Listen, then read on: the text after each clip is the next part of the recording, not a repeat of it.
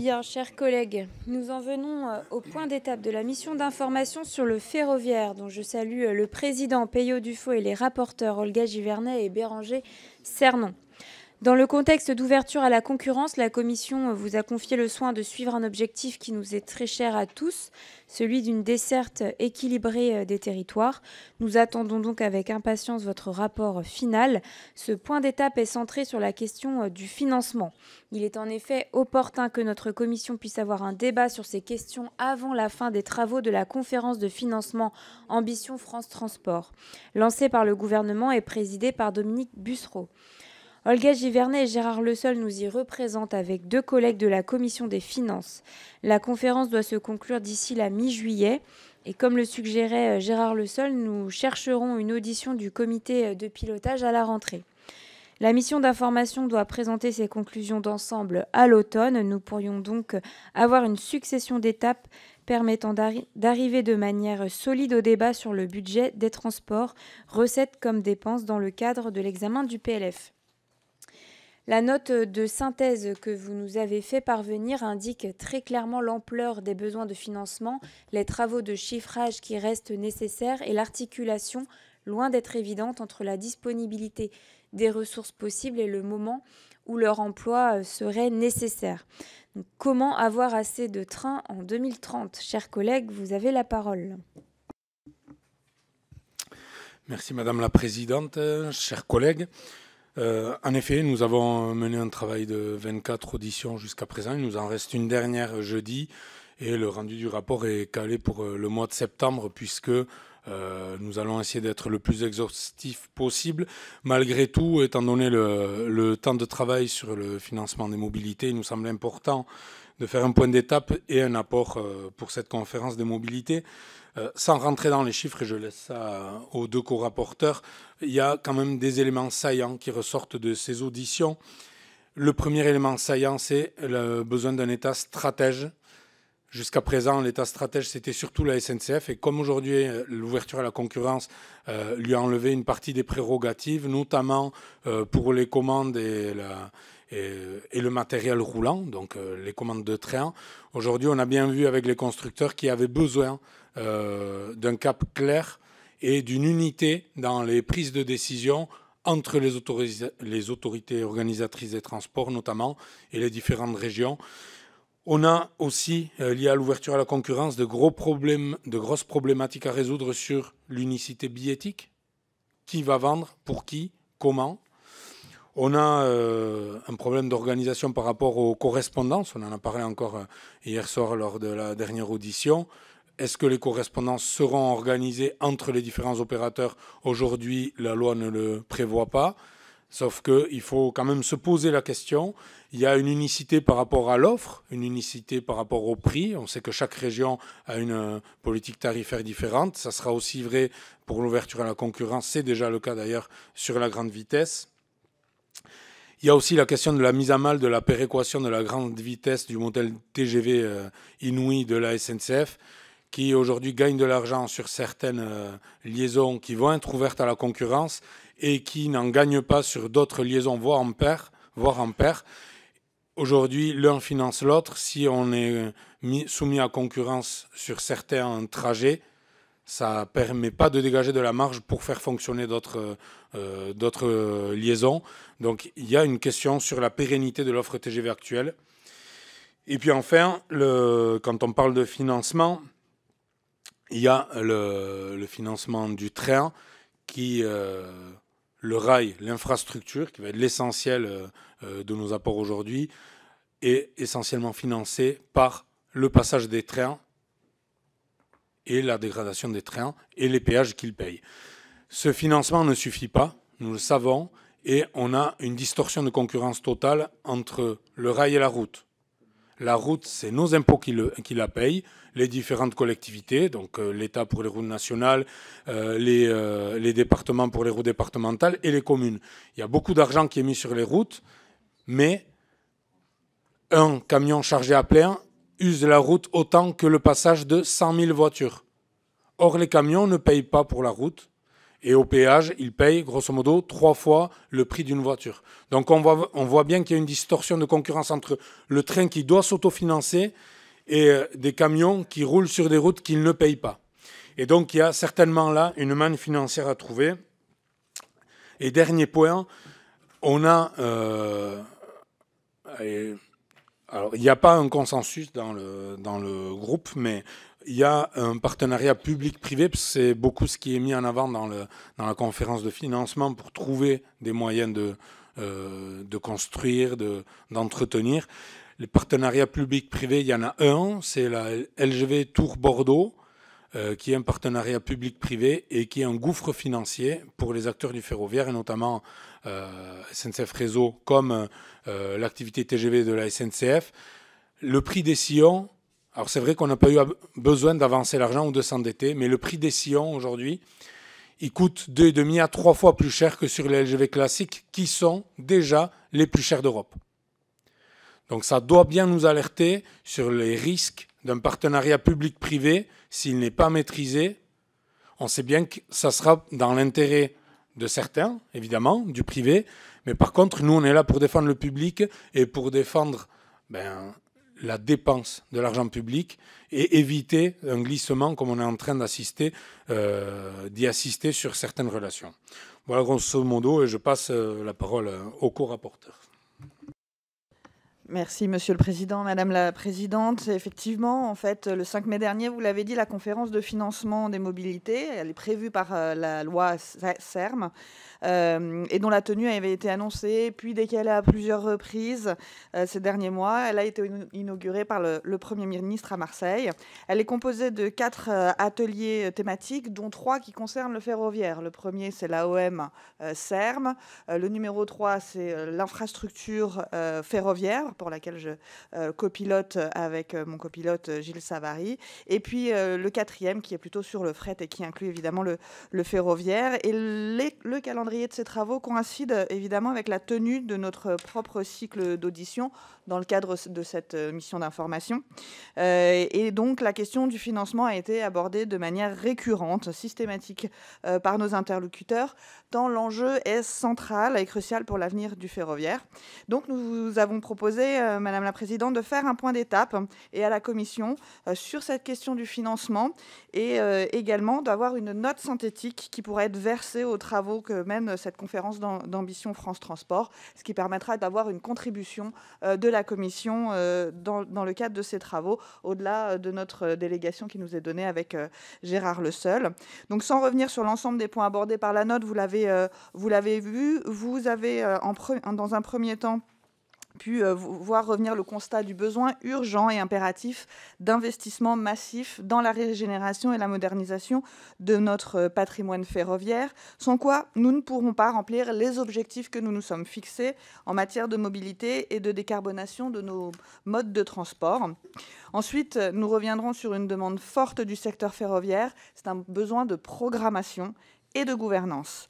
Nous avons besoin d'une stratégie d'ensemble et il faut effectivement qu'il puisse y avoir un pilotage effectif du secteur. Sinon, nous ne résoudrons pas l'équation du ferroviaire qui fait face à un morcellement du système et qui semble parfois naviguer à vue en matière de financement, alors que le ferroviaire doit s'inscrire dans un temps long et prévisible. Nous le devons à la filière industrielle, nous le devons évidemment aux opérateurs et à la capacité d'avoir une offre qui puisse s'accroître. Et enfin, nous reviendrons sur les différentes pistes de financement que nous avons soumises aux personnes et organismes auditionnés ces derniers mois.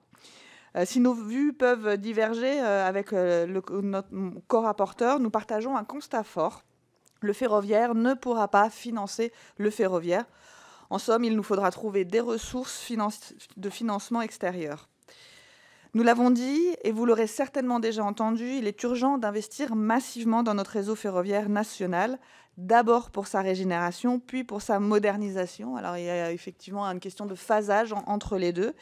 Le réseau ferré et ses infrastructures, c'est la clé de voûte d'une offre ferroviaire qui soit sûre, fiable et de qualité. Un réseau ferré régénéré et modernisé, c'est la condition indispensable pour permettre le développement de l'offre ferroviaire du futur. Aujourd'hui, nous avons un réseau ferré qui est vieillissant. C'est le cas un peu partout en Europe et chaque pays a pu l'aborder de manière différente. Mais en tout cas, SNCF Réseau, l'ART, le COI nous alertent tous depuis plusieurs années sur les efforts qui sont à faire. Et notamment en termes de régénération. Alors, ils ont quasiment triplé entre 2004 et 2016 pour atteindre aujourd'hui près de 3 milliards d'euros par an pour pallier aux pannes, aux défaillances. Mais il faut quand même travailler pour pouvoir améliorer nos infrastructures. Un réseau vieillissant et non régénéré, c'est un réseau qui décroche par rapport aux innovations technologiques déployées chez nos voisins européens. Le déploiement de la commande centralisée du réseau qui permet d'améliorer notre performance sur le réseau et aussi du système de signalisation européen, ce qu'on appelle l'ERTMS, qui permettent d'améliorer l'interopérabilité et la cadence sur le réseau ferré. Et cela ne pourra pas être réalisé en France avant 2070 si le niveau d'investissement n'est pas rehaussé. Un réseau vieillissant, c'est enfin un réseau moins résilient au terme du changement climatique. Des caténaires du début du XXe siècle résistent moins bien aux pics de chaleur qu'un caténaire de 2025. Ce qui s'est passé d'ailleurs à Tonneins en mai dernier illustre que les conséquences du changement climatique se font déjà fortement ressentir. Et puis nous avons vu des pluies torrentielles dans le sud-ouest. Elles ont entraîné le 19 mai dernier l'endommagement d'une voie ferrée, provoquant l'interruption du trafic ferroviaire sur la ligne Bordeaux-Toulouse et l'arrêt en pleine voie d'un TGV avec plus de 500 passagers à bord qui ont été affectés. Pourtant, les ambitions pour le ferroviaire sont fortes, en lien direct avec nos engagements européens et nationaux en faveur de la décarbonation des transports.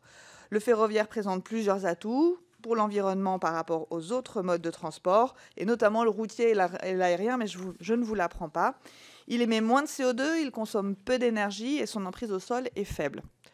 Pourtant, le train compte pour 10% de l'ensemble des modes de transport, contre 85% pour la route, et il ne pèse que pour 0,3% des émissions totales de CO2. Nous en voyons bien l'intérêt en termes de lutte contre le changement climatique. Donc c'est pour ça qu'une stratégie pour atteindre les objectifs de décarbonation de la France est encouragée vers le report modal, vers le train, que ce soit pour les transports de voyageurs avec le projet de développement des RER métropolitains, les SERM, ou pour le fret avec l'objectif affiché de doublement de la part du fret d'ici 2030. Et dites-le vous, notre réseau aujourd'hui a de la disponibilité. Il n'est pas saturé, à part quelques secteurs d'engorgement qui sont identifiés à Lille, à Paris, à Lyon. Nous avons toujours de la place pour faire rouler des trains.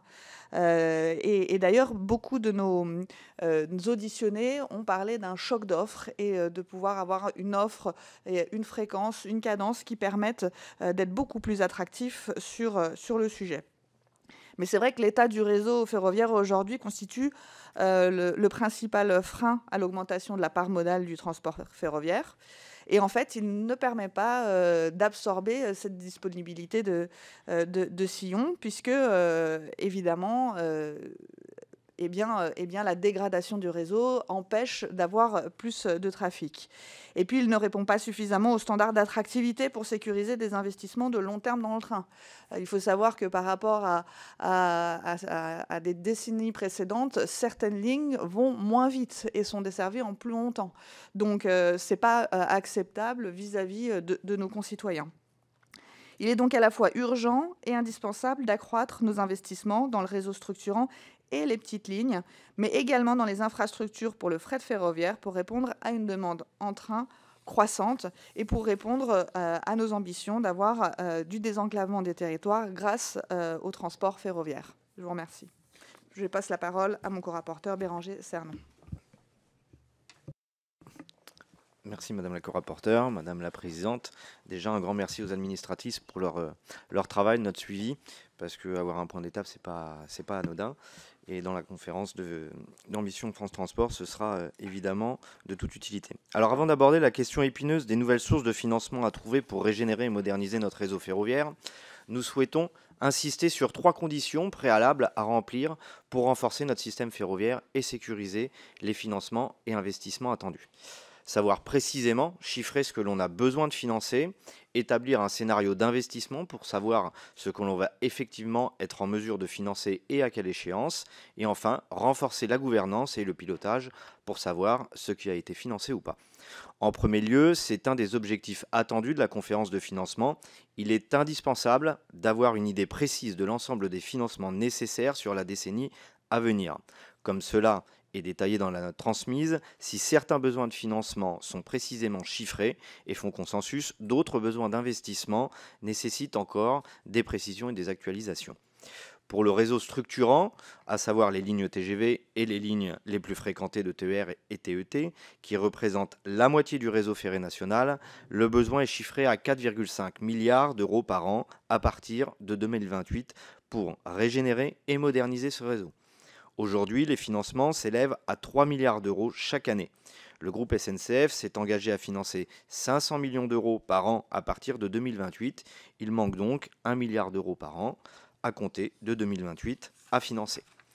Un point d'alerte toutefois sur ce chiffrage issu des travaux du COI, de l'ART et des audits demandés par SNCF Réseau. Ce scénario ne comprend pas le chiffrage encore en cours d'élaboration pour adapter les infrastructures du réseau structurant au changement climatique qui pourrait s'avérer très coûteux. Toujours sur le volet du réseau, nous alertons également sur la nécessité d'actualiser les données sur le besoin en financement pour la régénération et la modernisation des petites lignes qui sont financées dans le cadre des CPER et pour lesquelles nous n'avons pas d'estimation au-delà de 2028, ni de retour sur les investissements effectivement financés et réalisés. Pour le fret ferroviaire, le travail effectué par le programme d'investissement Ulysse Fret a permis de chiffrer à 4 milliards d'euros les besoins en régénération et modernisation des infrastructures destinés au fret jusqu'en 2032, travaux qui seront financés dans le cadre des contrats de plan État-région. À ce jour, l'État s'est engagé à financer 2 de ces 4 milliards d'euros. Les 2 milliards restants à financer sont toujours en attente de cofinancement. Nous avons été alertés par Hexafret et Alliance 4F sur un besoin de financement non pris en compte par le programme Ulysse Fret, celui des travaux nécessaires pour désengorger 3 nœuds ferroviaires, dont a parlé Madame la co-rapporteure, autour de Paris, Lyon, Lille et Lyon, lesquels sont un frein au développement du fret. Le coût pour réaliser ces travaux est estimé par Hexafret à 7 milliards d'euros, faisant passer le besoin de financement pour le fret sur la prochaine décennie de 4 à 11 milliards d'euros, dont 9 milliards sans financement assuré à ce stade. Si le réseau et les infrastructures sont la clé de voûte d'un système ferroviaire performant, la note s'est également attachée à chiffrer les besoins existants pour le maintien et le développement de l'offre ferroviaire conventionnée, à savoir les TET, les TER ou intercités et les trains de nuit. Je souhaite en particulier revenir sur l'offre de trains de nuit qui a fait l'objet de plusieurs annonces gouvernementales ces dernières années pour en accroître l'offre, mais sans garantie ni visibilité sur les financements. Si 800 millions d'euros de financement ont été annoncés en 2021 pour permettre l'achat du matériel roulant afin d'ouvrir 10 nouvelles lignes de nuit d'ici 2030, pour l'instant, seul un appel d'offres de location de locomotives et de voitures de nuit a été lancé en février dernier pour renouveler le matériel existant et non pour permettre l'ouverture de nouvelles lignes. Par ailleurs, cette annonce est bien en deçà des besoins réels pour financer l'ouverture de nouvelles lignes de nuit qui auraient été estimées à près de 1,5 milliard d'euros par la DGITM. Une clarification est donc attendue sur les ambitions de l'État pour la relance des trains de nuit et les financements associés. Une deuxième étape, qui nous semble indispensable après celle de l'état des lieux des besoins de financement, la programmation de ces investissements. Pour donner de la visibilité et de la prévisibilité à tous, les acteurs du ferroviaire qui s'inscrivent dans le temps long, il sera nécessaire de programmer les investissements qui pourront être financés avec des arbitrages clairs sur les investissements prioritaires et leur séquençage. Le pire scénario ne serait pas tant celui d'un scénario avec une enveloppe d'investissement constant ou à la baisse, mais celui d'un scénario de l'incertitude sans choix assumé et clair sur ce qui pourrait être financé ou pas. Car c'est la situation dans laquelle nous pourrons nous trouver, et dans le contrat de performance signé entre l'État et SNCF Réseau en 2022 en est un révélateur. Alors qu'en théorie, ce contrat de performance, qui est une innovation de la réforme de 2018 du nouveau pacte ferroviaire, qui devait être l'outil central de gouvernance du réseau, force est de constater qu'il n'a pas été à la hauteur des attentes.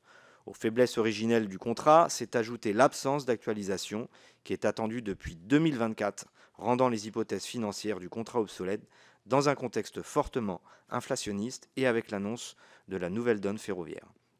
C'est pourquoi nous appelons tous deux de nos voeux l'actualisation dans les plus brefs délais du contrat liant l'État à SNCF Réseau afin de rétablir la confiance des acteurs dans le système ferroviaire et permettre un meilleur suivi de l'exécution effective du contrat.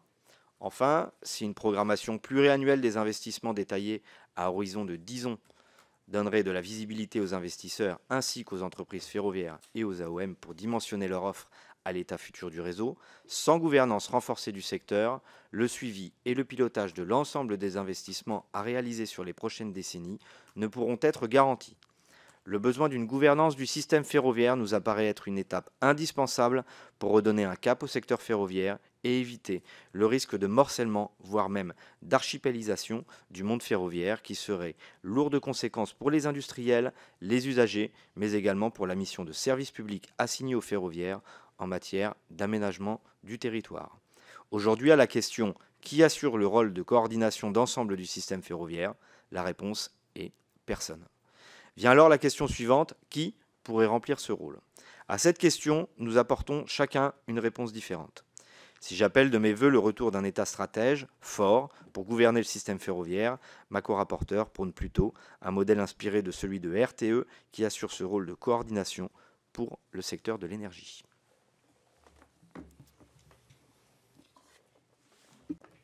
Merci. Nous l'avons dit, le ferroviaire n'est pas en capacité de financer le ferroviaire.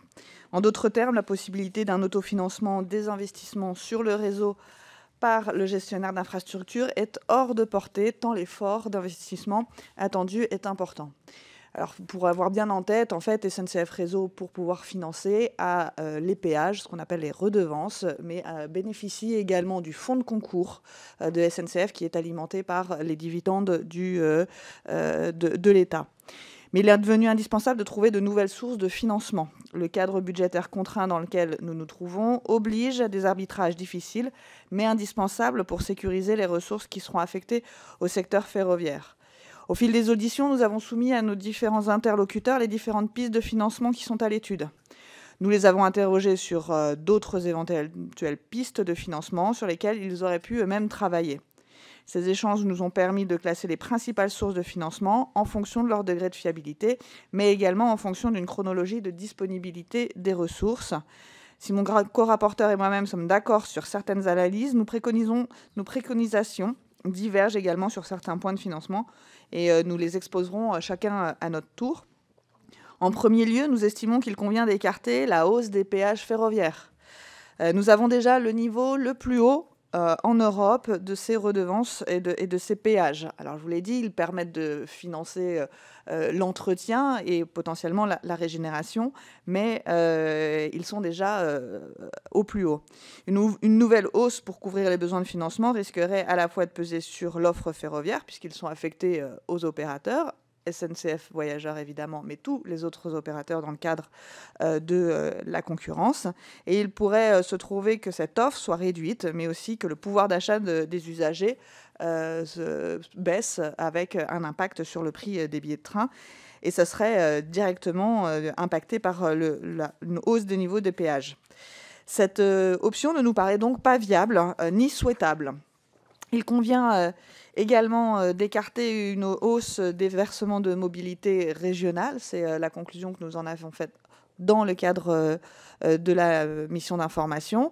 Ce VMR est un objet qui permet aux régions de développer leur offre ferroviaire et donc de pouvoir l'utiliser dans le cadre de travaux de rénovation et de modernisation, pour l'instant, a été plutôt écarté, quand bien même il faut le maintenir pour pouvoir soutenir les régions dans leurs efforts de financement sur le ferroviaire. Et parmi les pistes de financement qui nous paraissent opportunes à court terme, nous retenons d'une part un financement par la Caisse des dépôts et d'autre part une application pleine et entière de la directive Eurovignette. D'abord sur un financement par la Caisse des dépôts. Ce choix s'inscrirait dans une volonté de valoriser le réseau ferroviaire et ses infrastructures comme un bien commun national et non seulement comme un coût dont la collectivité doit s'acquitter. Cela motiverait un financement garanti par un organe telle la Caisse des dépôts, et pourrait s'articuler avec une autre source de financement dont les recettes ne pourraient être perçues qu'à compter de 2027 ou 2028. Les recettes du deuxième marché carbone européen ETS2. Ces recettes permettraient dans un premier temps de rembourser les sommes avancées par la Caisse des dépôts, puis pourraient prendre le relais du financement direct des investissements. En parallèle, l'application pleine et entière de la directive Eurovignette, en créant une véritable redevance pour coûts externes du transport routier. Notre président en a parlé tout à l'heure, hein, d'avoir une prise en compte de ce besoin pour le report modal. Et le montant pourrait être proportionnel aux externalités négatives induites. Elle permettrait d'affecter ces recettes au financement des travaux de régénération et de rénovation des infrastructures ferroviaires. Alors si on fait une petite aparté sur Eurovignette, on a bien vu qu'il a été très compliqué de la mettre en œuvre. Et d'ailleurs, il n'y a qu'aujourd'hui la région Grand Est, dû au transit de poids lourds qui parfois ne s'arrêtent même pas pour prendre du carburant sur notre sol, eh bien, ça pose problème. Donc, il faut vraiment qu'on réussisse à réfléchir au niveau européen pour taxer ce transit. Nous sommes un pays de transit et nous n'en bénéficions aucunement puisque lorsqu'on ne prend pas de carburant, on ne perçoit pas la TICPE, par exemple. Et évidemment, cela pose problème. Pour ma part, je préconise également, à l'instar de ce qui a été mis en place donc, par la collectivité européenne d'Alsace, l'instauration de cette écotaxe à l'échelle régionale. Elle est déjà autorisée, et si nous le faisons à l'échelle nationale, à ce moment-là, il faut réussir à ne pas pénaliser en fait nos transporteurs français par rapport aux transporteurs étrangers. Une autre piste qui, moi, me semble intéressante, c'est le partenariat public-privé pour financer un certain nombre de projets, notamment de modernisation et de développement du réseau ferroviaire. Donc, c'est à partir du moment où on peut avoir des objets détachables, mettre en place ces PPP, puisque nous connaissons le contexte budgétaire contraint, et il pourrait s'appliquer facilement en faisant porter notamment le risque trafic sur des concessionnaires. Donc les partenariats publics-privés, on a deux formes, les partenaires de marché et puis les concessionnaires, qui sont de modèles différents, mais qui ont vu leur modèle fonctionner dans certains cas. En revanche, moi je recommande vraiment que la maîtrise d'ouvrage de la régénération reste entre les mains du gestionnaire d'infrastructure, qui est SNCF Réseau. Pour ma part, je défends plutôt l'instauration d'une dotation budgétaire pour assurer un financement 100% étatique des besoins d'investissement pour le fret.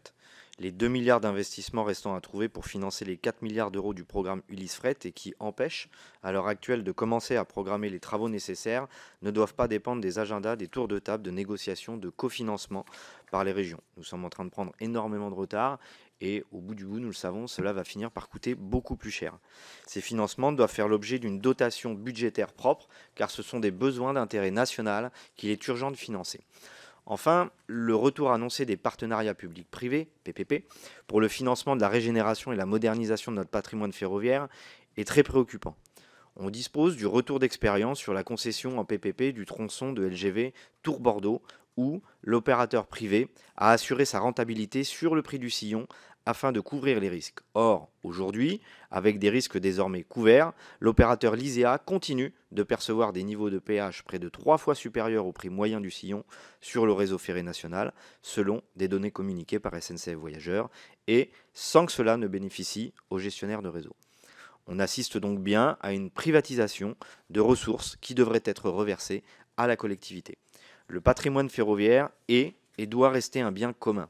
Sa régénération et sa modernisation doivent permettre au transport ferroviaire d'assurer une de ses missions du service public, qui est de garantir le droit à la mobilité et l'aménagement du territoire de façon équitable.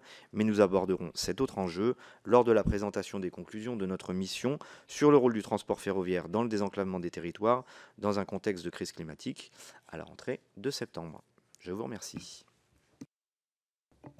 Merci. Nous allons passer aux orateurs des groupes, et donc je donne la parole à Auguste Évrard pour 3 minutes. Merci Madame la Présidente, Monsieur le Président de la mission d'information, Madame et Monsieur les co-rapporteurs, je vous remercie pour l'organisation de ce point intermédiaire sur un sujet qui, au-delà des chiffres et des schémas d'infrastructure, touche directement à la vie quotidienne de nos concitoyens, le rôle du transport ferroviaire dans le désenclavement de nos territoires. Le transport ferroviaire, notamment à travers les lignes dites fines du territoire, joue un rôle fondamental pour garantir la mobilité dans des zones souvent oubliées des grandes politiques publiques. Ces lignes, qui représentent 42% du linéaire de notre réseau, bien qu'elles assurent seulement 10% du trafic voyageurs, sont essentielles pour maintenir l'égalité d'accès aux services, à l'emploi, à l'éducation ou encore à la santé, notamment dans les territoires ruraux et périurbains.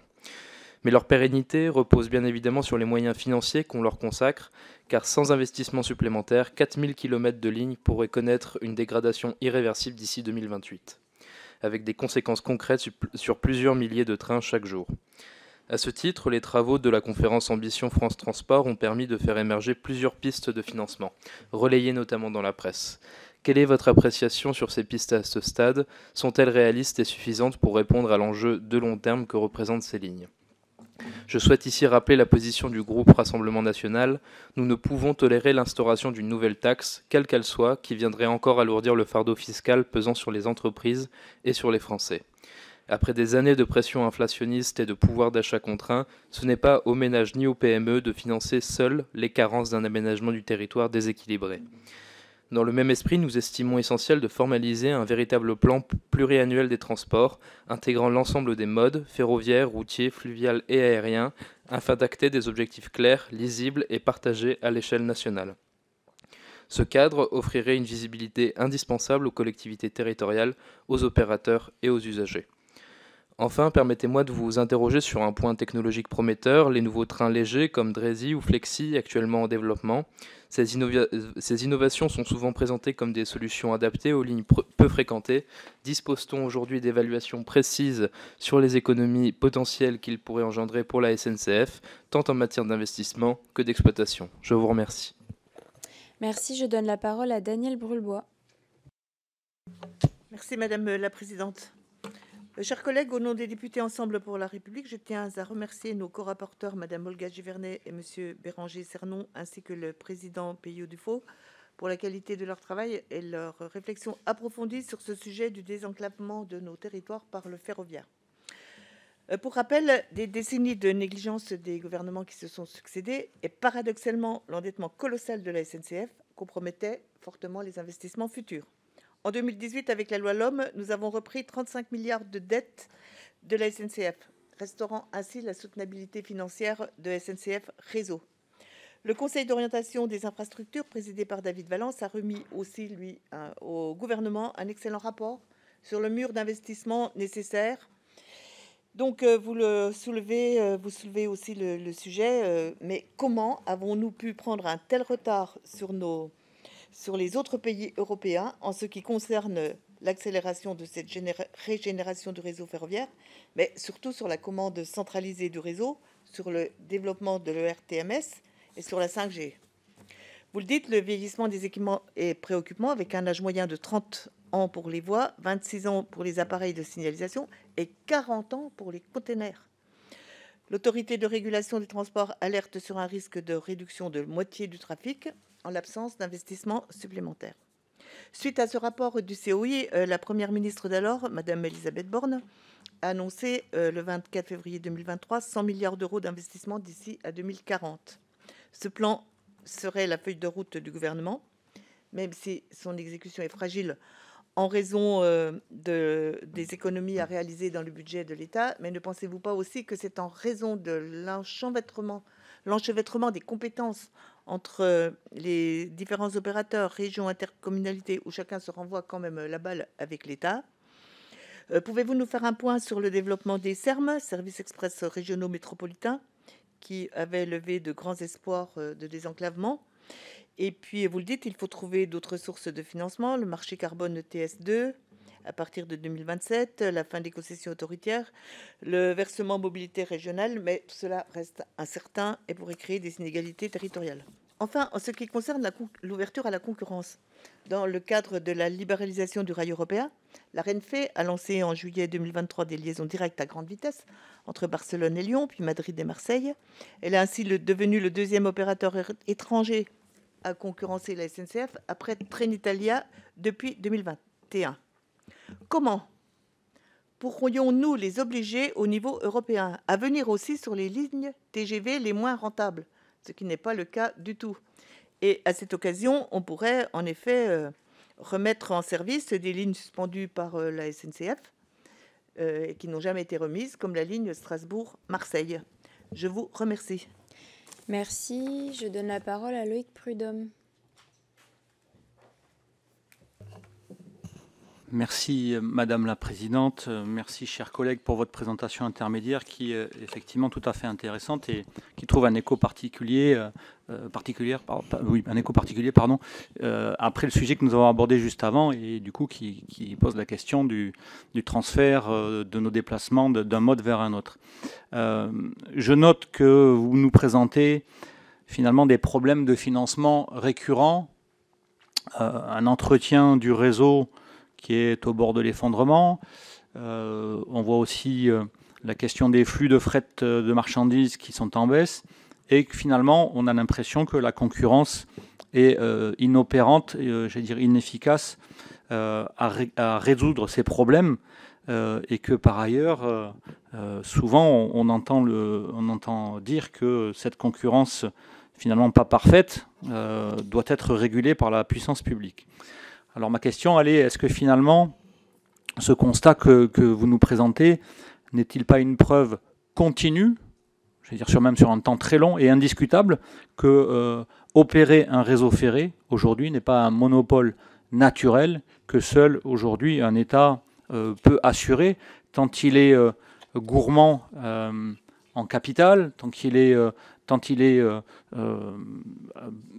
gourmand aussi en savoir-faire, et que face aux défis aujourd'hui de maintien et de développement du transport ferroviaire, des marchandises comme des voyageurs, face à la réponse que nous avons à faire au changement climatique, est-ce que finalement on n'a pas pris la mauvaise voie, le mauvais aiguillage, pour faire une petite allusion ferroviaire, le mauvais aiguillage en disant que finalement, en découpant notre fleuron national en le saucissonnant par tranches, on ne s'est pas privé de l'efficacité dont nous aurions grandement besoin aujourd'hui pour assurer cette transition écologique des transports qui est aujourd'hui un impératif climatique absolument urgent.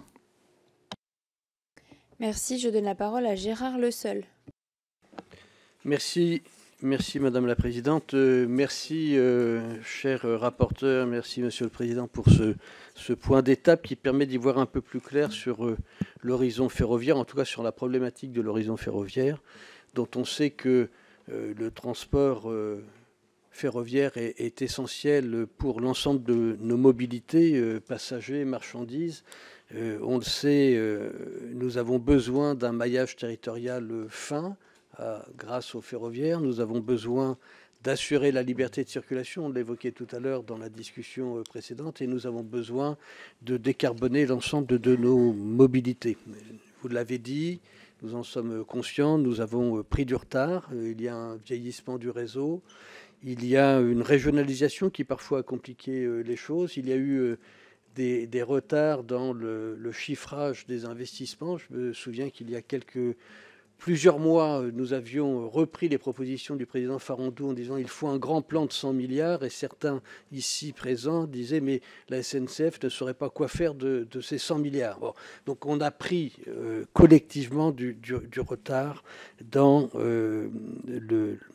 la perception du vieillissement de nos réseaux et de la nécessité de trouver des financements. Alors, malgré tout, c'est aussi, soyons optimistes, il y a une réussite du ferroviaire, puisque s'il y a engorgement, s'il y a multiplication des flux, c'est bien qu'il y ait de la fréquentation. Et il faut se féliciter de ce succès sur certaines grandes lignes, y compris sur des lignes capillaires et des lignes de banlieue, bien évidemment. Alors moi, je retiens de la discussion qu'il y a à travers cette articulation de votre travail et de la conférence de financement, qui a été une conférence de financement au départ demandée pour les SERM, mais qui est aujourd'hui une conférence de financement sur l'ensemble des mobilités. Il y a la nécessité de se mettre d'accord sur les besoins de financement. Et vous avez fait des chiffrages qui sont tout à fait pertinents, notamment pour le ferroviaire. Mais je rappelle qu'il y a dans cette conférence de financement des mobilités, il y a aussi des besoins de financement en matière de fluvial, en matière de routier. Il y a cette fameuse dette grise, c'est-à-dire des travaux qui n'ont pas été effectués, qui est aussi très importante, et nous en avons déjà parlé ici, pour le fluvial. Et Voies navigables de France fait aussi son chiffrage, comme le routier fait le chiffrage. Il y a bien sûr l'ensemble des routes concédées, mais aussi des routes nationales. Et puis, donc, je retiens que ça va être un point important de cette conférence de trouver un accord sur les besoins chiffrés, actualisés, comme ça a été évoqué tout à l'heure. Et puis, nous aurons, bien évidemment, ça a été dit, une priorisation des travaux. On ne pourra pas tout faire, c'est évident. Et donc, il va falloir se mettre d'accord sur chaque grand champ de mobilité à fixer les priorités. Ce qui ne nous donne toujours pas la clé des financements. Et il va falloir trouver des ressources. Vous avez lancé plusieurs pistes, que ce soit les recettes propres, les contributions affectées, la mutualisation, l'Eurovignette, etc. Mais je rappelle là encore qu'il n'y aura pas que le ferroviaire, encore 15 secondes si vous me permettez, Madame la Présidente, il n'y aura pas que le ferroviaire qui demandera des financements, il y aura aussi tous les autres modes de mobilité, ce qui pose la question fondamentale aussi de la gouvernance. Et nous avons besoin d'une bonne articulation entre la gouvernance locale, régionale et une planification nationale. Merci. Je donne la parole à Nicolas Bonnet. Merci Madame la Présidente, chers collègues. Merci tout d'abord à nos deux co-rapporteurs et au président de cette mission d'information de nous faire un point intermédiaire, tant effectivement l'actualité fait qu'aujourd'hui, il faut qu'on se pose dès maintenant la question de la préparation du PLF et de voir comment est-ce qu'on peut mieux financer nos transports, notamment les transports ferrés, qui restent bien sûr le mode de transport le plus décarboné, donc celui le plus opportun, sachant qu'en plus aujourd'hui, il y a un constat dont vous faites part, et je pense qu'il est de notoriété publique, c'est le fait que le réseau se dégrade, qu'on l'entretient insuffisamment et qu'il a un besoin d'entretien, de modernisation, voire aussi d'extension, puisqu'il y a beaucoup de lignes qui menacent d'être fermées ou qui ont déjà été fermées et qui permettraient de mieux mailler notre territoire. Donc à travers cette... Ah oui, et puis aussi un point important d'ailleurs que vous mentionnez, c'est le surcoût au fait de en permanence reporter ces investissements nécessaires pour maintenir en état nos infrastructures. Donc il y a un surcoût énorme à l'inaction. C'est aussi pour ça qu'il est urgent qu'on engage un grand plan d'investissement. Mais pour cela, évidemment, il faut dégager des moyens de financement. Et c'est là-dessus que je voudrais revenir en portant au débat la question de la mise en place d'une contribution kilométrique sur les poids lourds qui a déjà été mise en place par différents pays voisins, notamment l'Allemagne ou la Suisse, par exemple. Elle me semble assez légitime parce qu'aujourd'hui, il y a différentes externalités négatives au transport de marchandises par la route et qui ne sont aujourd'hui pas payées par ce mode de transport. C'est notamment la dégradation de les routes, puisque un poids lourd de 19 tonnes va user la route à peu près selon l'équivalent de plusieurs dizaines de milliers de voitures d'une tonne. Et même les autoroutes payantes ne reflètent pas cet écart de tarifs sur leur prix et nombre de nos routes aujourd'hui ne sont de toute façon pas payantes. Ça représente aussi 13% des émissions de gaz à effet de serre, le transport routier de marchandises. Donc, sans parler aussi des questions évidemment d'accidentologie renforcée, les questions aussi de pollution de l'air, de nuisances sonores.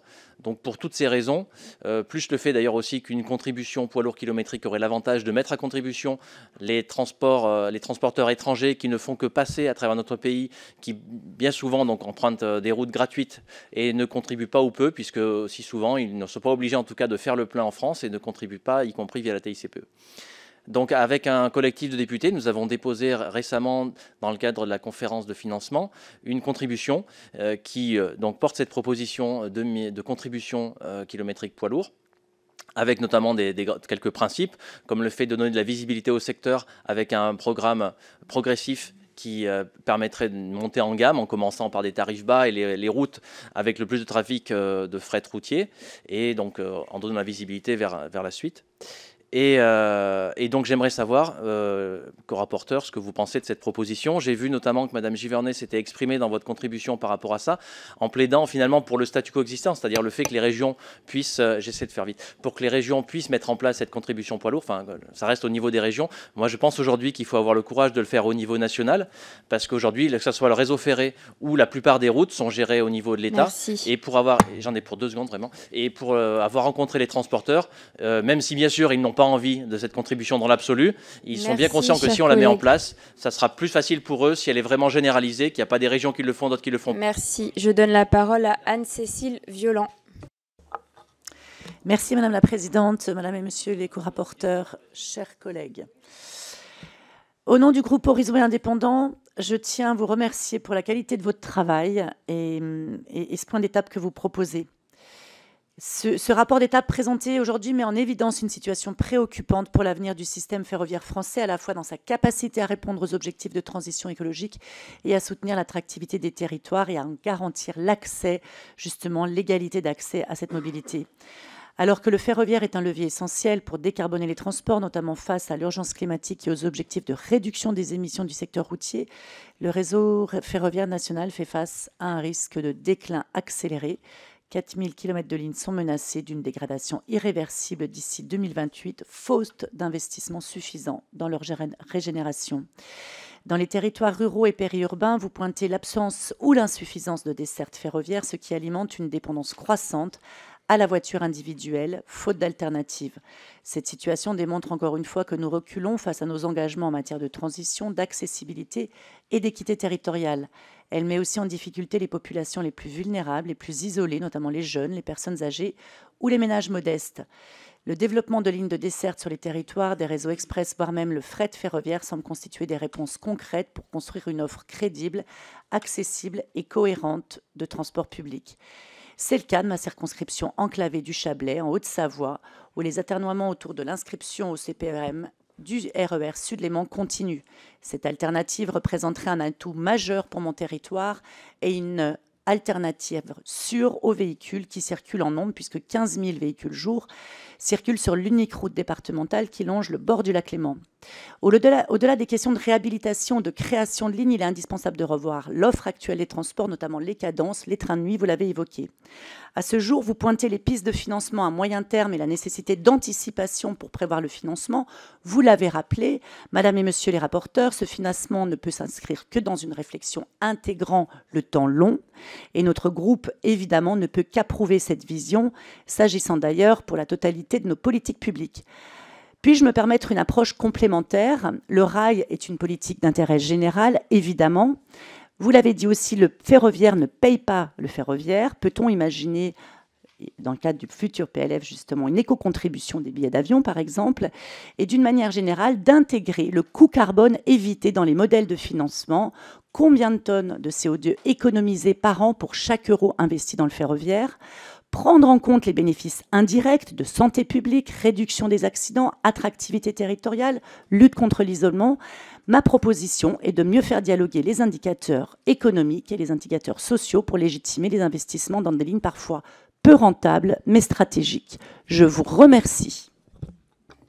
Merci. Je vous propose de prendre les 2 questions de 1 minute à la suite et de répondre ensuite. Donc, Vincent Thiebaud. Oui, merci Madame la Présidente. Tout d'abord, chers collègues, merci pour votre rapport. Alors, plusieurs questions. Le financement du ferroviaire est un sujet majeur.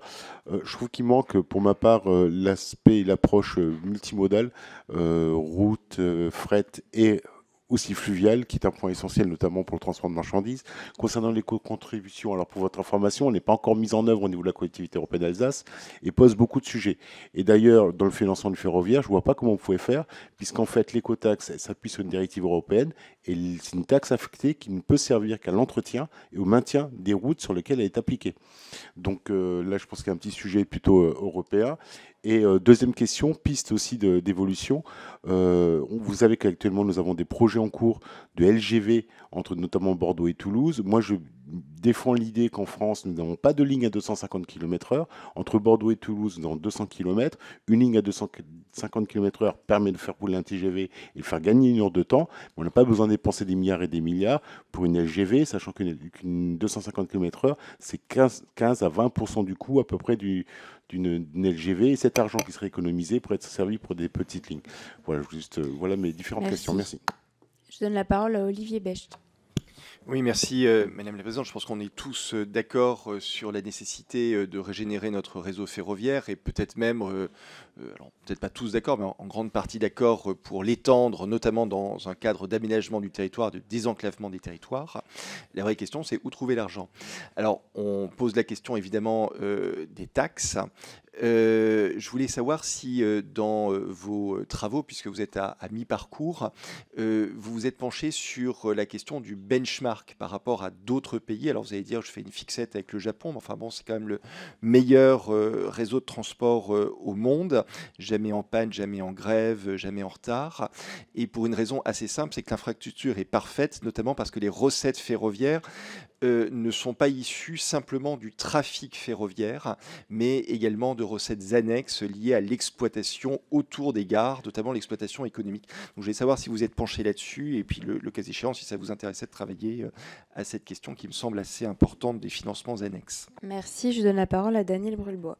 Oui, l'excellente question de notre collègue, Monsieur le ministre Becht, m'inspire une remarque. On a eu par le passé la société privée, sur le partenariat public-privé. On a eu par le passé la société PLM, Paris-Lyon-Marseille, société privée des transports ferroviaires, qui avait construit toutes ces petites lignes, en particulier sur ce secteur-là, qui, elle, avait construit ces petites lignes qu'on a aujourd'hui fermées, qu'on a transformées en voies vertes. C'est elle qui a construit la gare le train bleu, la gare exceptionnelle, un patrimoine exceptionnel de Paris-Gare de Lyon. Et donc, ça montre que le partenariat public-privé n'est pas toujours à négliger, puisque c'est lui qui a marché à cette époque-là. C'est lui qui a fait ce partenariat public-privé, qui a fait ces lignes ferroviaires. En particulier, chez moi, il y avait des lignes, la ligne des Hirondelles, la ligne Champagnole-Lons-Sassonnier. Toutes ces petites lignes secondaires, c'était fait par le privé. Et ça marchait. Donc voilà, c'est une remarque que je voulais faire. Merci. Et aujourd'hui, sans eux, on n'aurait pas ce patrimoine de ferroviaire exceptionnel qu'on a, je pense en particulier à la gare de Lyon. Merci beaucoup. Je donne la parole au rapporteur pour répondre à ces questions. Merci pour toutes ces questions. Alors j'ai entendu à plusieurs reprises le mot de dégradation irréversible. J'aimerais dire qu'il n'y a pas de dégradation irréversible, dans le sens où à partir du moment où une ligne n'est plus capable d'apporter la sécurité nécessaire, il faut qu'elle soit remplacée.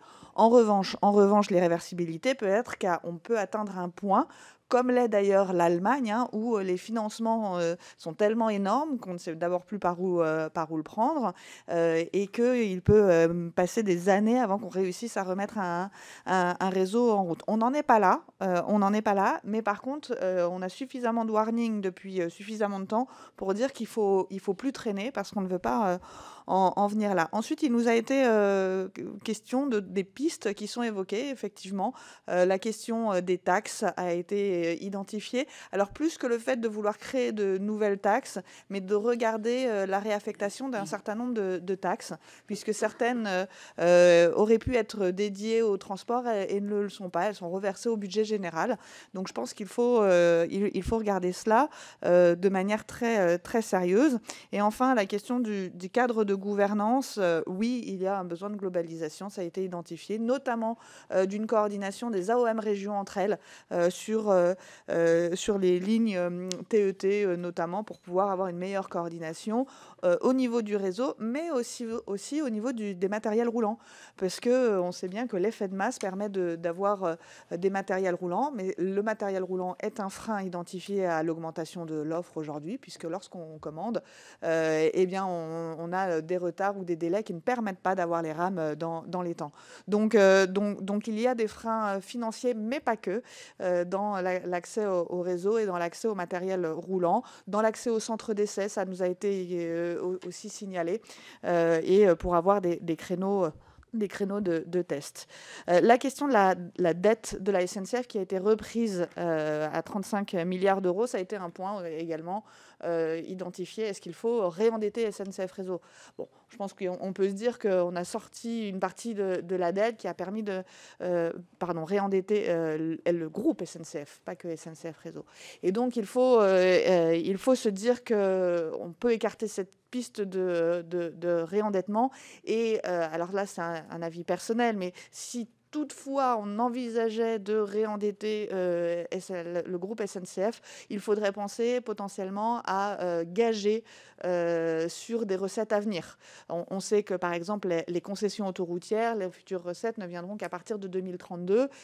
Si nous voulons sécuriser dès maintenant, eh bien, ça pourrait être une façon de sécuriser. Mais encore une fois, je crois que ce n'est pas la piste privilégiée de réendettement. Il faut trouver d'autres recettes. On parle de 100 milliards d'euros d'ici 2040. Maintenant, on est plutôt à se dire qu'il faut 1,5 milliard d'euros de plus par an pour pouvoir être au niveau de régénération à partir de 2028 qui sont nécessaires. 500 millions qui peuvent être poussés par le groupe SNCF en plus.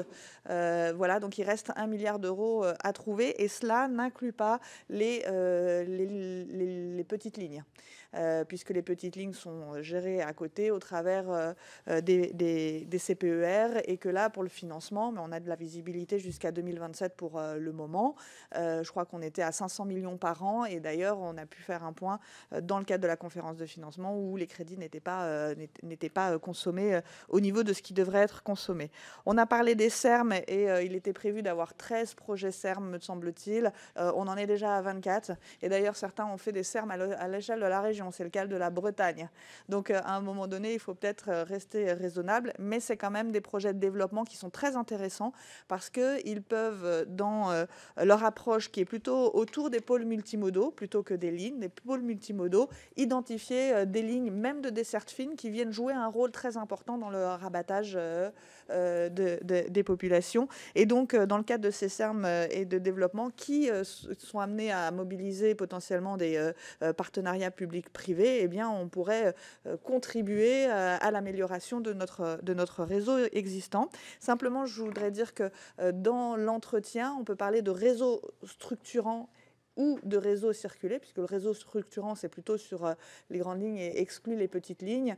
Je pense qu'il faut plutôt se dire qu'il faut maintenir le réseau circulé. Donc, quand on parle potentiellement de fermeture de ligne, il faut être très, très attentif de regarder comment, en tout cas, maintenir le réseau en l'état. Sur la question de la concurrence et donc de ce qu'on appelle le service librement organisé sur les TGV, effectivement, on a pu identifier que les dessertes moins rentables pouvaient poser problème. Alors quand on se tourne par exemple vers Trenitalia qui a pu nous indiquer qu'ils sont passés de 40 dessertes à 113 dessertes lorsqu'ils ont fait jouer la concurrence. Nous, on attend toujours de savoir en fait quel est le levier qui va inciter à s'arrêter par exemple à Angoulême, ou à identifier même les dessertes non rentables, parce que ça, c'est des données auxquelles on n'a pas accès, puisque c'est des données commerciales qui sont privées. Donc, c'est un peu difficile pour pouvoir travailler et avancer. On a reparlé également, alors vous avez évoqué une concurrence qui serait inopérante et inefficace. Ce n'est pas le constat en tout cas que moi j'en fais, puisque l'objectif c'est justement d'apporter plus d'offres sur les réseaux. Et d'ailleurs les nouveaux opérateurs privés, eux, font appel pour l'achat de leur matériel roulant à d'autres fournisseurs que Alstom, ce qui permet en fait de démultiplier la capacité d'acquérir des rames que l'on mettra sur le réseau. Donc, on croit encore très fortement, il faut pouvoir faire un retour là-dessus, mais on croit encore très fortement à ce que la concurrence puisse permettre ce choc d'offres. En revanche, il y a bien des freins identifiés, notamment sur les questions de billettique vis-à-vis des usagers usagers, comment est-ce qu'on peut avoir une billettique qui soit plus harmonisée. Ça, c'est des travaux qui sont faits au niveau de la DGITM. En tout cas, c'est ce qu'ils nous ont avancé hier. Et également, et comme je vous le disais tout à l'heure, sur l'obtention, l'acquisition de matériel roulant. Donc la question de l'efficacité de notre réseau et de la performance est encore à améliorer à plusieurs égards. On a parlé du chiffrage qui a mis du temps et qui a eu du retard et qui a aujourd'hui constitué une dette grise. Donc il faut qu'on rattrape cette dette grise. Donc on a déjà beaucoup de lignes qui sont en urgence absolue. Et on parlait de priorisation. Oui, il faut prioriser parce que sinon en fait on va dire tout est prioritaire et il faut tout faire. Et puis vis-à-vis de nos concitoyens, ils voient rien arriver parce qu'il y a un besoin de phasage de financement, mais aussi de phasage d'organisation des travaux techniques et donc d'être au plus juste pour le faire. Donc là, il faut vraiment réussir cet exercice et le pousser dans le cadre de la conférence de financement, être capable de dire quelles sont les lignes sur un certain nombre de critères d'ailleurs, et c'est ce qui a été proposé au travers d'un ferroscore de l'atelier numéro 3, c'est d'intégrer pas simplement l'urgence, pas simplement la sécurité, mais aussi le bénéfice socio-économique, aussi le bénéfice de lutte contre le changement climatique, la gouvernance, la capacité de financement, tout cela pour identifier le déroulé de la prise en charge de régénération de l'ensemble de ces lignes. Donc le fait d'avoir l'inaction et de pouvoir chiffrer le coût de l'inaction est intéressant. Des euros dépensés aujourd'hui seront des euros sauvés demain, économisés demain, et donc et parfois grandement économisés. On le sait bien parce que plus le réseau se dégrade, plus le coût de l'entretien est exponentiel, et donc il faut pouvoir s'éviter cela avec un réseau renouvelé et qui permet d'avoir des coûts d'entretien qui sont beaucoup plus supportables et qui feront aussi baisser les investissements.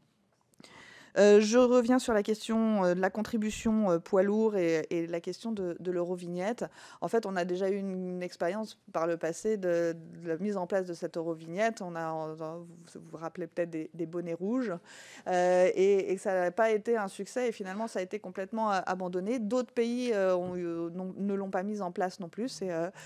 C'est compliqué. Quand bien même on voit bien qu'il y a une distorsion sur la route, une distorsion sur ces transports poids lourds de transit. On a essayé de travailler sur la possibilité d'avoir une compensation sur les transporteurs français. Ça ne fonctionne pas. Il y a déjà eu une jurisprudence sur le sujet vis-à-vis de l'Europe. Donc, toute bonne idée pour trouver un moyen de faire en sorte qu'elle puisse s'appliquer et qu'elle puisse venir contribuer, on est preneur. Mais c'est vrai qu'on voit bien les limites de l'exercice sur le sujet.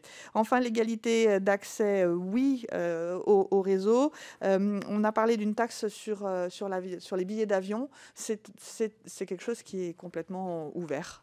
La question des billets d'avion, qui sont une concurrence directe aussi au ferroviaire, est complètement ouverte. Et je pense qu'il est bon de pouvoir l'identifier. Enfin, alors, les questions des lignes TET, qui sont à 250 km/h. Dans les retours qu'on a fait des usagers, effectivement, on n'est plus à aller le plus vite possible. À partir du moment où on a un déplacement de confort avec une fréquence absolue. Donc la question du coût des LGV est sur la table, et notamment des nouveaux projets de développement. Il va y avoir besoin d'une priorisation des projets de développement. On a beaucoup fait du tout LGV ces derniers temps. Je crois qu'il faut revenir aux fondamentaux d'un réseau structurant qui fonctionne et qui aussi assure les déplacements du quotidien. Et enfin, sur la question du benchmark par pays. Donc, en fait, le réseau équivalent, c'est l'Allemagne, parce qu'on pourrait parler de la Suisse qui fonctionne très bien, mais on n'a pas vraiment le même réseau.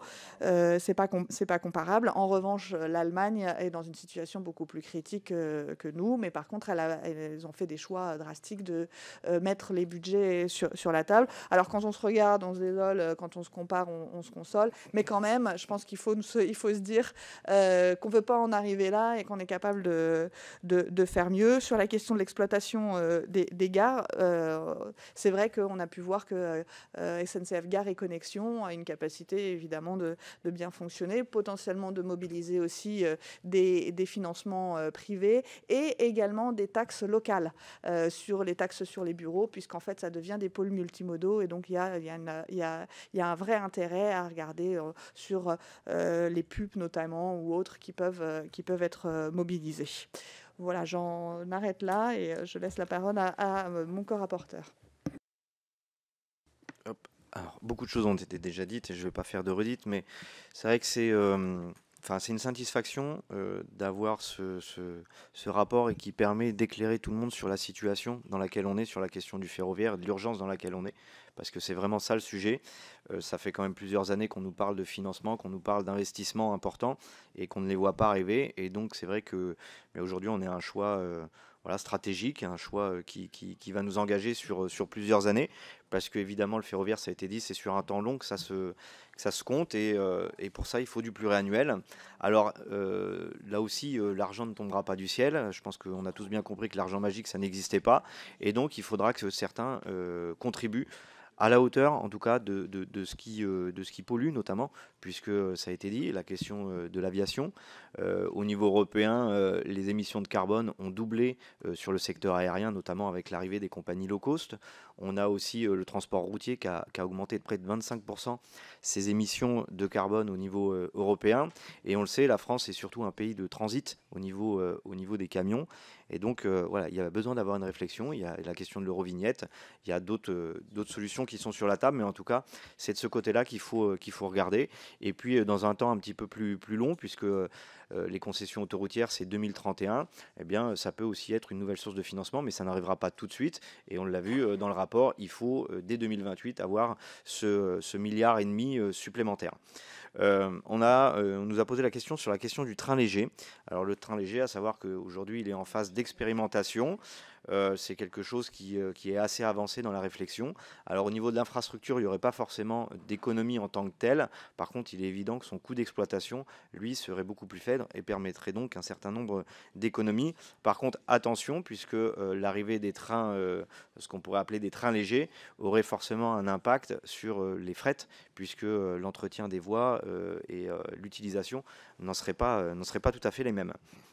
Sur la question de la reprise d'une dette, de la dette qui a été faite par l'État, il est important de rappeler que cette dette n'a pas été créée par le ferroviaire, mais que c'était une dette d'État, c'est-à-dire que c'était une dette d'investissement, notamment sur les lignes à grande vitesse, et qu'il y a eu des choix de fait pendant des années qui étaient d'investir justement sur ces lignes à grande vitesse au détriment du réseau du quotidien. Aujourd'hui, on en voit les conséquences.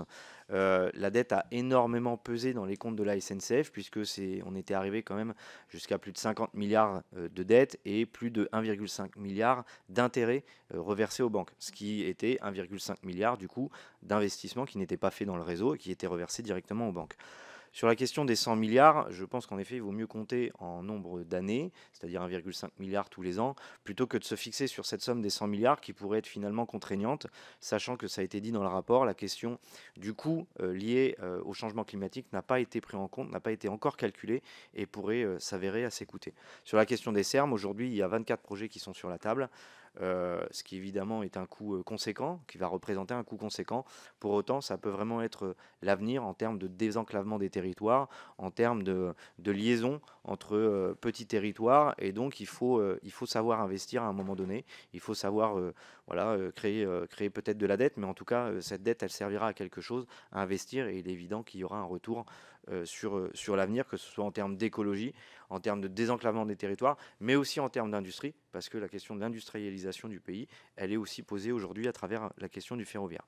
Sur la question du TGV, ce qu'on appelle le SLO, Service Open Access, pose question puisqu'en effet un certain nombre de nouvelles compagnies, on va dire ferroviaires aujourd'hui, soit sont venues, soit vont venir sur le réseau ferroviaire et visiblement n'ont pas la même notion d'exploitation de services publics, et un certain nombre de dessertes on pourrait dire annexes aux grandes métropoles, pose question. On va prendre un exemple, sur la ligne Paris-Lyon, les gares du Creusot ou de Châlons sont clairement posées sur la table.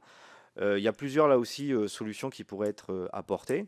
La question de faire comme pour les TER, un lot, hein, avec un certain nombre d'arrêts imposés lorsqu'on exploite une ligne, mais aussi la question de la modulation des péages, où évidemment on paierait moins cher de péage si on ferait justement ces arrêts dans des gares intermédiaires que si on serait direct entre Paris et Lyon, par exemple. Mais il se pose la question aussi sur Tours-Bordeaux avec la gare d'Angoulême. Bref, sur beaucoup de LGV, hein, c'est près de 200 gares quand même qui sont concernées aujourd'hui et qui sont très clairement en suspens, puisqu'aujourd'hui la SNCF assure quasiment seule ces dessertes. Si demain l'arrivée de concurrents ne font pas ces dessertes-là, la SNCF n'aura aucun intérêt puisqu'elle perdra de l'argent très clairement sur ces gares entre guillemets intermédiaires. Sur la question de la concurrence, la concurrence, j'ai une vision un petit peu différente de Madame Givernet, dans le sens où pour moi, le monopole naturel se fait sur le ferroviaire. D'autant que, ça a été dit et rappelé, le ferroviaire ne finance pas le ferroviaire. C'est-à-dire qu'il y aura toujours besoin de la finance publique, de la puissance publique pour pouvoir financer le ferroviaire. Et finalement, se pose la question de savoir où va cette puissance publique. Est-ce qu'elle va sur des compagnies privées qui, elles, vont avoir un intérêt de rentabilité, ou est-ce qu'on fait confiance à l'État et à son entreprise historique de service public, qui est la SNCF, pour pouvoir développer le ferroviaire. Parce que, en effet, aujourd'hui se pose une question de la capacité des trains, puisque le taux de remplissage est très important et qu'un certain nombre de personnes ne peuvent pas réserver de billets de train, surtout sur les périodes de forte affluence, période de fête de fin d'année, période de vacances scolaires, etc., ou même week-end. Mais est-ce que la SNCF n'aurait pas été capable de le faire? Eh bien, si, elle aurait été capable de le faire si des choix stratégiques n'avaient pas été, d'une part, d'envoyer un certain nombre de rames en Espagne pour concurrencer la Renfe directement sur le réseau espagnol, mais aussi si des choix stratégiques n'avaient pas été de réduire le parc TGV, qui a été de supprimer, de radier un certain nombre de rames. Et c'est pour ça, là aussi, qu'il faut avoir une vision à long terme. Et puis, il y a certains coûts induits qu'on ne rentre jamais en compte dans le calcul, qui sont le coût de la réponse à un appel d'offres qui est très conséquent, que ce soit pour les régions, mais aussi pour l'État, sur la question des TET. La priorisation des grands projets est évidemment à réétudier, ça a été dit. Quand on recherche de l'argent, évidemment, il faut tout regarder. Et puis se pose la question évidemment de leur efficacité et du modèle que l'on veut avoir. Ça a été dit sur GPSO. Aujourd'hui, si c'est pour gagner 40 minutes et encore entre Paris et Toulouse, se pose la question de si on n'était pas capable de faire mieux avec la ligne existante. Et moi, en tant qu'ancien cheminot, j'ai travaillé sur cette question-là. Et il est très clairement possible de faire mieux avec l'existant et donc d'économiser ces 14 milliards et de réinvestir entre 5 et 7 milliards sur la ligne existante pour pouvoir faire quasiment aussi bien sans justement artificialisation complète des sols et avec l'existant, sans risque aussi du coup qu'on privilégie la ligne à grande vitesse plutôt que la ligne existante. Sur le surcoût à l'inaction, c'est une évidence, ça a été dit. Tout ce qui, en tout cas, toutes les régions qui ont subi des fermetures de lignes et qui ont fait le choix de les réouvrir, le coût a été beaucoup plus conséquent, finalement, au bout du bout, que s'il y avait eu un investissement régulier sur ces lignes-là. La contribution kilomètre poids, c'est quelque chose qui peut se réfléchir. Par contre, attention à ne pas faire n'importe quoi. On l'a connu il y a quelques années et ça nous a quand même coûté beaucoup plus cher pour le coup, à l'arrivée, que ce que ça aurait pu nous rapporter. Sur la question du fret, il y a aussi besoin de repenser le fret finalement aujourd'hui, puisque le fret a beaucoup été basé sur l'industrie, et la France, jusque dans les années 80, était très industrialisée, avec des grandes industries, notamment de la métallurgie. Aujourd'hui, c'est plus forcément le cas, et on le voit, le fret doit être repensé, puisque on transporte beaucoup moins de marchandises par le ferroviaire, et dans le même temps, on a un nombre de camions qui, lui, explose sur les routes. Alors, des grands trains, comme on a pu connaître dans les années 80, aujourd'hui, c'est beaucoup plus compliqué, parce que je l'ai dit, il n'y a plus de grandes industries françaises. Par contre, la question notamment du wagon isolé doit être posée, puisque le wagon isolé, c'était le moyen de transporter des petites marchandises à des endroits, à des clients très différents. Et donc, il y a besoin de réinventer ça, de réinventer ce fret ferroviaire pour arriver à ce doublement de la part modale. Aujourd'hui, ça reste un objectif. Pour autant, ça fait plusieurs années qu'on n'arrive pas à l'atteindre, et que pire, on voit le nombre de marchandises baisser. et la part modale du coup du fret ferroviaire baissait, passait même en dessous des 10%, alors que la moyenne européenne est, elle, à 18%. Sur l'indu, qui est essentiel à prendre en compte sur la question du ferroviaire, avec notamment les économies carbone, les économies sur la santé, sur bref, tout un tas de choses qui aujourd'hui sont essentielles. Et on le voit dans la société aujourd'hui, il n'y a pas un projet où la dimension écologique n'est prise en compte. Eh bien, il est essentiel de le prendre en compte aussi forcément sur la question du ferroviaire. Et donc là aussi, il y a des choix d'investissement qui doivent être faits. Sur les lignes existantes, bon, j'en ai parlé. Et sur la question du benchmark, des recettes annexes, de l'exemple du Japon. Alors au Japon, c'est pareil, il faut savoir quoi regarder, parce que si on prend les trains à grande vitesse, ils sont extrêmement chers et ils circulent sur un réseau fermé. Et donc l'incidence n'est pas tout à fait la même. Et c'est vrai que le réseau qui ressemblerait le plus au nôtre, ou en tout cas dans sa construction, dans son nombre de kilomètres et son exploitation, c'est en effet le réseau allemand. Il y a évidemment quelque chose à faire avec l'exploitation des gares, hein, notamment Gares et Connexions, puisque aujourd'hui on a un certain nombre de gares qui sont vides. Voilà, on va se dire clairement les choses, qui sont vides. Donc il faut réfléchir à ce qu'on en fait. Ça fait partie du patrimoine français. Je pense que les gens y sont attachés. Donc qu'est-ce qu'on en fait? Est-ce qu'on les garde à entretenir tout en étant vides, ou est-ce qu'on y met des choses?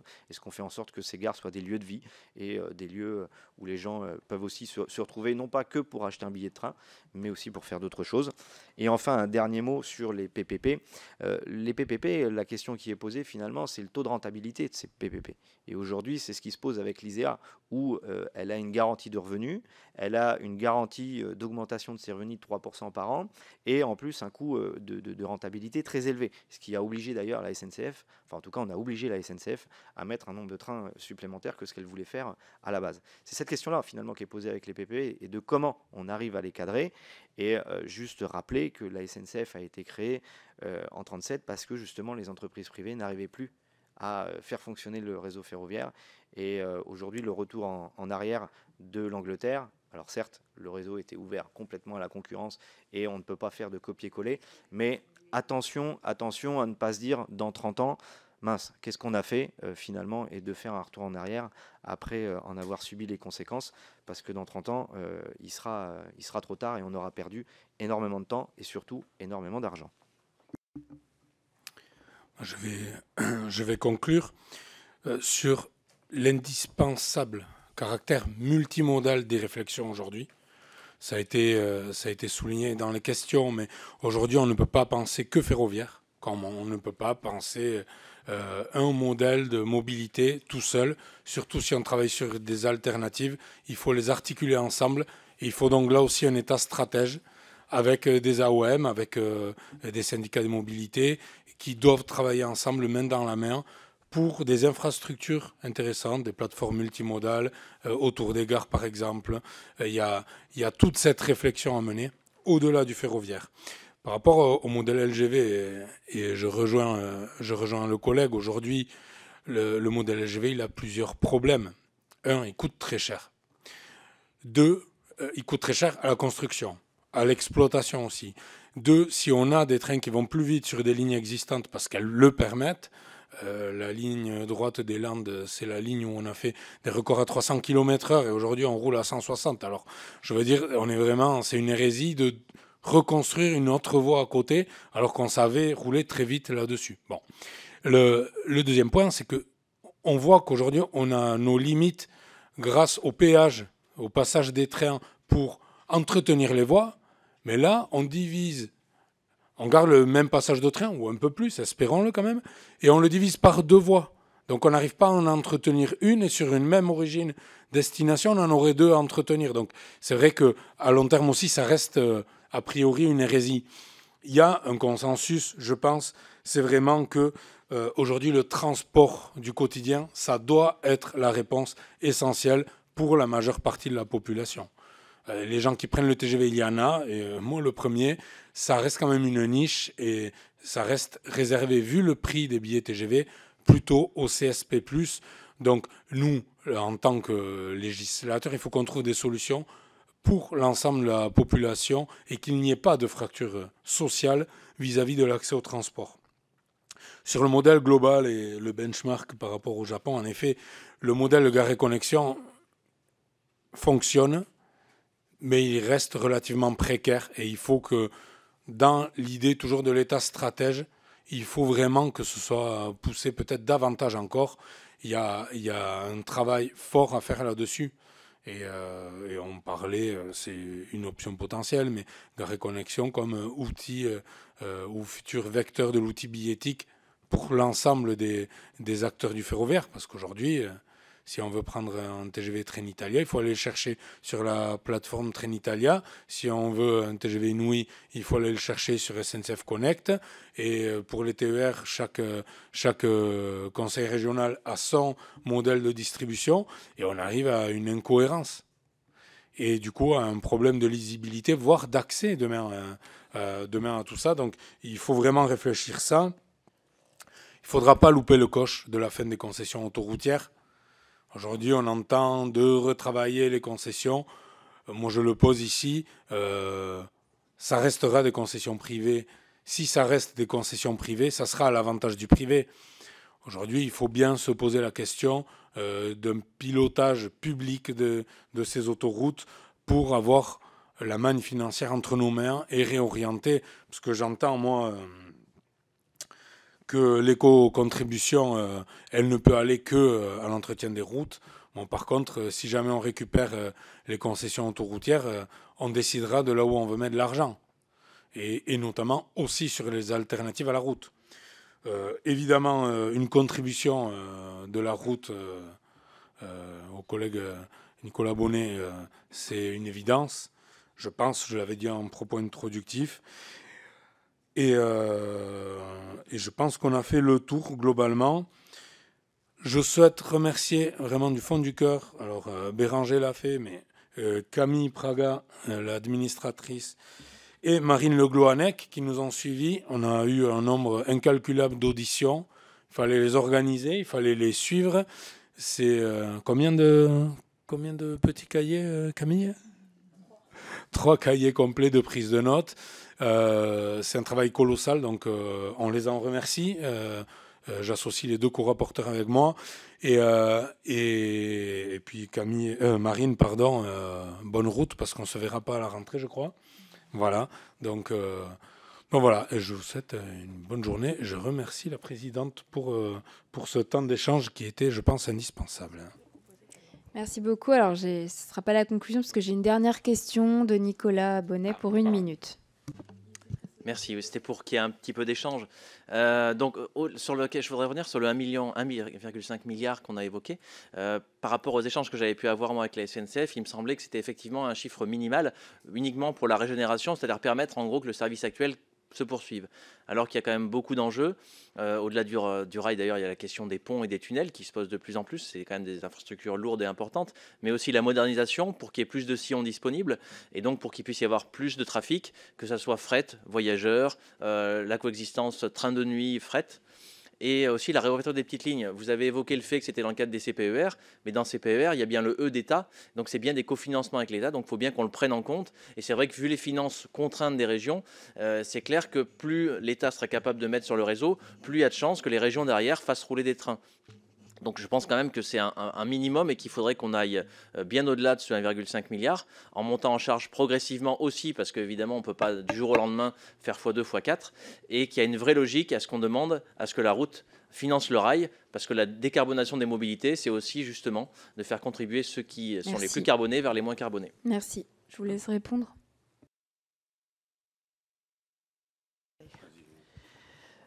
Non, mais effectivement, sur la question des financements qui sont utilisés, je crois qu'on a bien identifié donc 1,5 milliard pour le réseau structurant, ça fait 1,3 milliard sur la régénération et 200 millions sur la modernisation qui pourrait venir. Et après, il y a ces 300 à 400 millions en plus sur la question des petites lignes avec ces CPER, c'est bien du cofinancement. Et donc, du coup, de ce que j'en comprends, c'est que l'État a bien fléché ces moyens en plus qui doivent accompagner les petites lignes. Donc, et d'ailleurs, les petites lignes ont été traitées en fait en trois catégories, puisqu'il y a 14 petites lignes, 13 ou 14 petites lignes qui ont d'abord été rebasculées sur le réseau structurant, donc complètement reprises à la charge de SNCF Réseau. Il y a les petites lignes qui sont identifiées dans les CPER et qui doivent nécessairement être maintenues et circuler. Et puis, il y en a certaines qui sont directement à la main des régions. Et c'est à ce moment-là les régions à savoir si elles doivent perdurer ou comment est-ce qu'ils veulent les financer. On comprend bien que c'est aussi un poids. Et encore une fois, dans les projets de développement, notamment des SERM, moi j'ai à cœur que ces petites lignes soient prises en compte dans leur capacité de rabattement et de faire partie de ce réseau qui viendra alimenter des pôles multimodaux.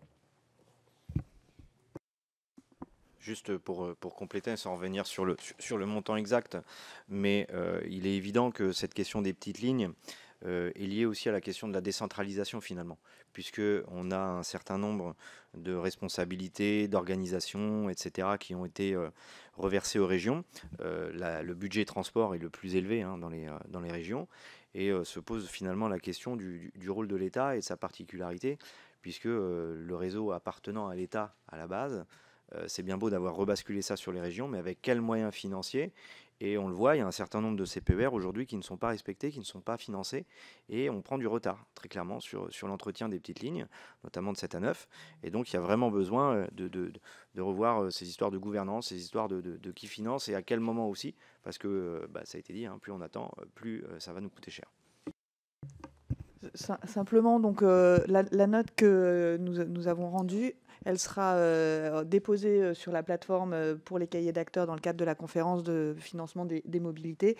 Mais nous vous proposons également, si vous en êtes d'accord, à ce que la présidente puisse directement l'adresser officiellement au président de Ambition France Transport, donc Dominique Bessereau.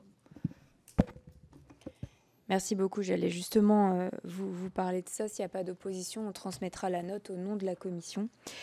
En tout cas, merci beaucoup, chers collègues. Je vous donne rendez-vous sur ces